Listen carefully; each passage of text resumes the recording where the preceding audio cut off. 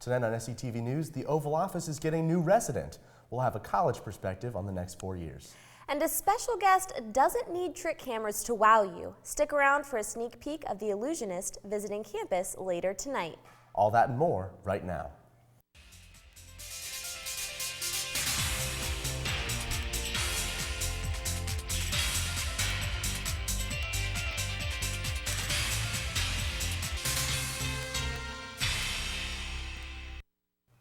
Thanks for joining us on SUTV News. I'm Isabella Marcelino. And I'm Marshall Keeling. The news of Donald Trump's election is causing as much controversy as his campaign so far. Hillary Clinton conceded on Wednesday morning and urged her supporters to give Trump a chance to lead. President Obama offered the same message and said he would work with Trump for a peaceful transition. Protests have popped up across the country in reaction to the results. In his victory speech, Donald Trump called for people to unite together after the election. Politically active students on campus are hoping the next 4 years will be less contentious than the past few days. Matt Kleindienst has the story.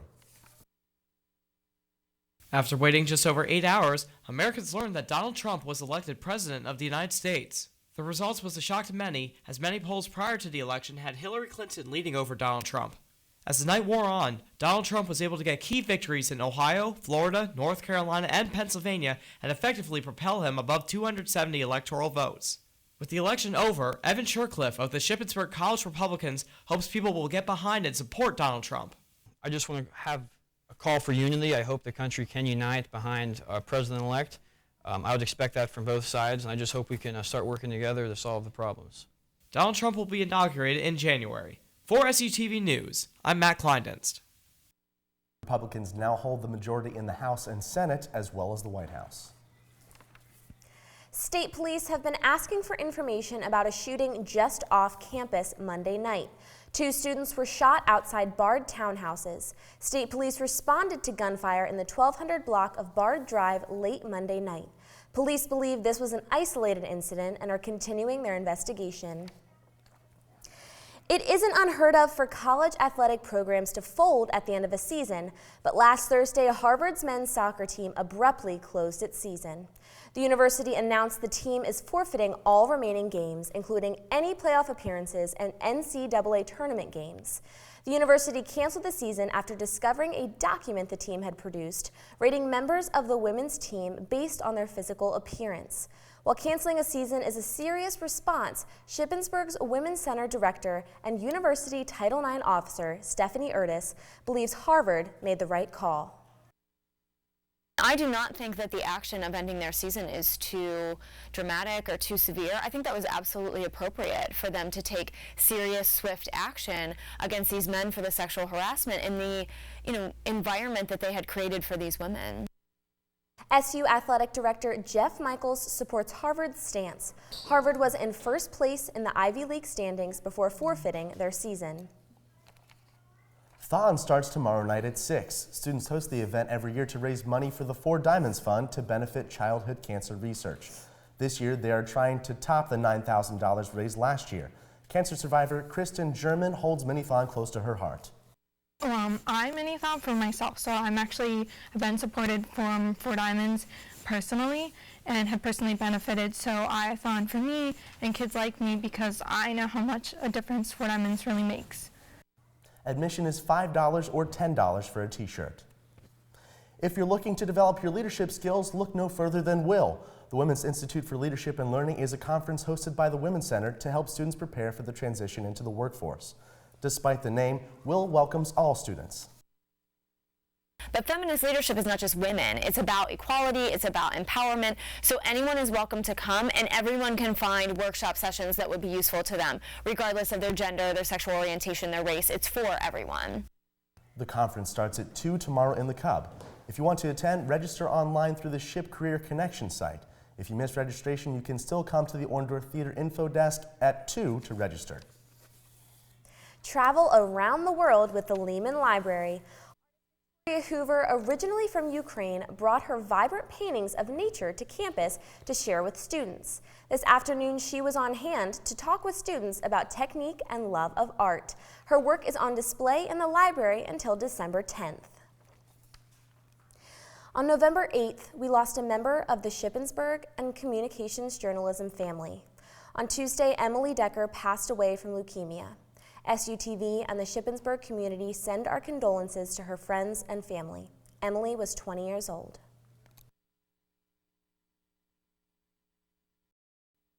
Donald Trump begins foreign relations with Mexico. And an attack outside a Canadian bar. Here's this week's World News. The president of Mexico says he will meet with President-elect Donald Trump. The two will discuss common interests the U.S. and Mexico share. Donald Trump's campaign for the White House included a promise to build a wall separating the U.S. from its neighbor, as well as deporting undocumented immigrants. Toronto police say Julius Jones, a Baltimore U student, was beaten to death during a trip to Canada. Police in Toronto say Jones was in the city for a bachelor party with friends and that he was kicked and beaten in what police describe as an unprovoked attack outside a bar over the weekend. Apparently, Jones and his party were leaving an up-and-coming area of bars and clubs when it appears they were set up for the altercation.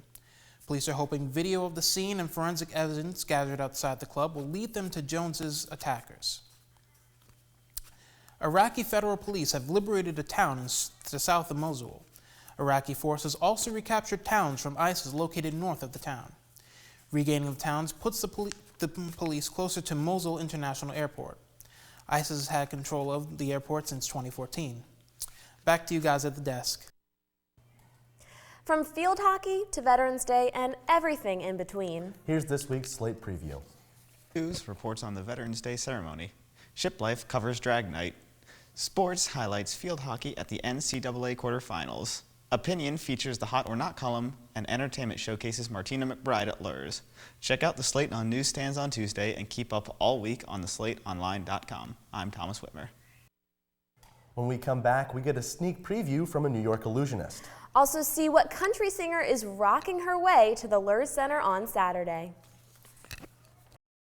Well, we've seen a lot of rain this week, but the temperatures still seem pretty moderate. Yeah, I've worn my rain jacket a lot this week. Let's send it over to Rebecca for this week's weather. Say goodbye to the rain for a while.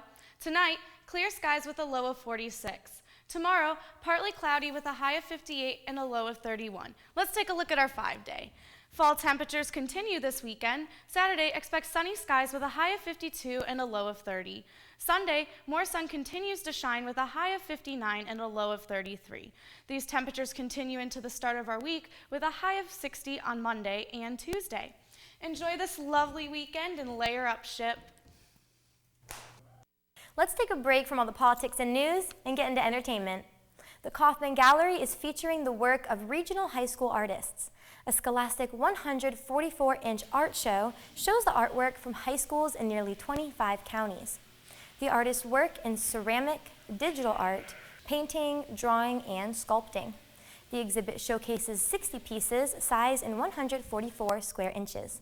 The best artist gets $1,000. The event runs until November 19th in the Huber Art Center. Rob Kardashian and Blac Chyna have welcomed their first child into the world. Their baby girl was born this morning at 9:18, weighing 7 pounds and 5 ounces. The couple named their child Dream Renee Kardashian. Renee is also Chyna's middle name. Get ready to rock Saturday night when country singer Martina McBride hits the Lure Center. The triple platinum artist performs in front of a sold-out crowd Saturday night at 8. McBride has sold over 18 million albums worldwide and has 6 #1 hits her career. Saturday's performance is sure to feature songs from her latest release, Reckless, and hits such as Independence Day and This One's for the Girls. McBride concludes her Love Unleashed tour on December 10th. Are you a believer in illusion? Well, if you aren't, we may be able to change your mind. Earlier, Isabella got to experience some of the magic with Kid Ace, an illusionist who's performing tonight. All right, so we have Kid Ace here. He is an illusionist here on campus tonight. He is going to be performing at the Cub NPR at 9 o'clock tonight. So can you just tell me a little bit about how you got started? So I was a theater kid when I was growing up, and my theater teacher showed me my first magic trick, and he made like a silk handkerchief disappear, and after that I was like mind blown. It exploded, and then that's it. I just stuck with it. It was like that was the moment that like got me addicted to what I do now. And what's your favorite part about it since, starting then to now? I think the coolest thing is I get to travel around the world doing what I love, but I think making the connection with my audience. Like, my shows are really interactive, so like that's my thing. Like, I love that part of it. So since you're going to be performing tonight, could I get a little bit of a preview of something that you're going to be doing? Absolutely. Perfect. We'll do something really cool, okay? Okay. So we'll do some fun stuff. So like I said, the show is highly interactive. So not only do you get to see the magic, but you become the magic as well too. So that's the fun part about this. Okay. It's really, really cool. Show you one of my favorite pieces is if you just look at the table and just concentrate a bit, just Okay. think about it. Okay. Check out the table. You'll actually start to see the table begin to rise. And it just takes on a life of its own. It's pretty crazy. What? Like, show the camera there, no strings. Bring it back here. We'll take it a step further, okay? Okay. Why don't you stand right here? Can you do that? Let's switch places. Stand right there. Okay. Now face me, right where you are. Let's just switch places. With this hand, hold this end of the cloth. Perfect. You already know what to do. So you ready? Mm-hmm. You're going to try to do it this time, okay? Just think about it and it'll happen. You thinking? Mm-hmm. Good. What? Now hold on. Don't let go, okay? Okay. Don't let go of it. Hang on tight. I'm going to give you my favorite card. It's the Joker, okay? Okay. I'm going to sign it for you later. You can let go. Okay. One hand. Perfect. Now bring the table down. Guide it down. Give her a round of applause. I'm sure they clap for you. Yes, they better have. That was impressive. So tonight, at the Cub NPR at 9, he will be performing. So definitely come out and see him. You're going to see that plus a lot more, which was so cool. So thank you so much. oh yeah, for no, it's coming. gonna be a lot really of fun. Appreciate it. I love it. Yes. Thank you for having me. And if you guys come tonight, maybe we'll do some fun like internet things too. Like, you ever heard of the mannequin challenge? Yes. Maybe the school can do it together if they come. Ah, that's true. We can have a lot of fun. We can get creative with it. So show up tonight at 9. It's gonna be a lot of fun. See you guys. That's all this week. We'll see you next time, Ship. When we come back in sports, Neely Spence Gracie was an 11-time All-American at Shippensburg. On Sunday, Gracie took center stage against the world's best runners in the Big Apple.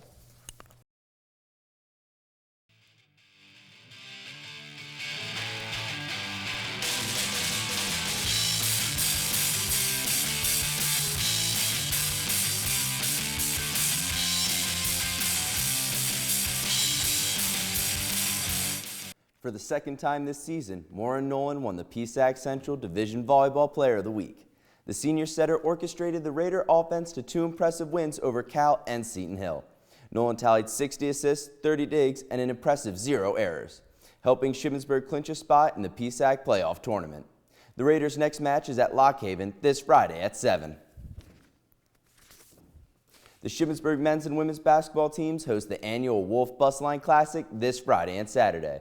The event includes 8 games in 2 days. The games will start at 1 o'clock both days. The Shippensburg women play at 6, and the men tip off at 8 in Higas Fieldhouse. The first 100 fans get a free Shippensburg basketball schedule poster. Ship had its first home wrestling match against Waynesburg last night. Waynesburg had a good start, winning the first bout, but then Ship came back strong, winning 5 matches in a row. Waynesburg had a minor comeback, with Nick Kushix winning a major decision over Ship's Colton Rebert. One of the biggest matches of the night was NCAA qualifier Evan Ramos scoring a major decision over Waynesburg's Kenneth Burrs. The night ended with Waynesburg's Jack Evans winning a 2-3 nail-biter against Ship's Derek Burbick. Ship wins the match 27-13. Ship Wrestling will be on the road at York College against both TCNJ and the York Spartans on Saturday, November 19th.